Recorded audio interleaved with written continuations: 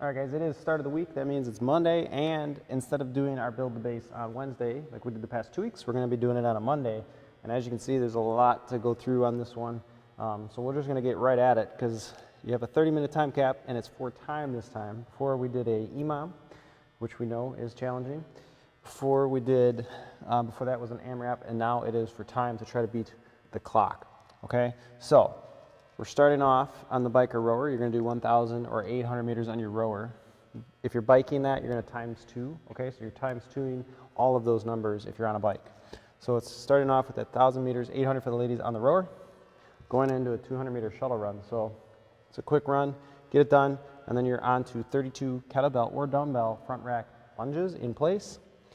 And then we start to kind of pick up from there. So we're dropping the calories, or I'm sorry, the meters on the row and the bike every time. So you start with a higher row meters, and then we're going down. But each time the shuttle run is increasing on the meters. So it goes 750 to 600 times 2ing on the bike. Now you're doing the 400 shuttle run, still the same amount on the front rack lunges. Then we're down to 500, 400 on the row or the bike times 2, 600 meter shuttle runs, 32 lunges, and then 250, 200 on the row bike, and obviously bike is times 2 on that, finishing with the 800.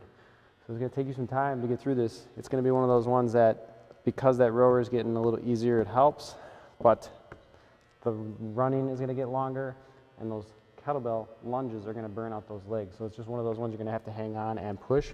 Some of us might not be able to beat the time cap, but it is all right. We just want you to kind of get through it.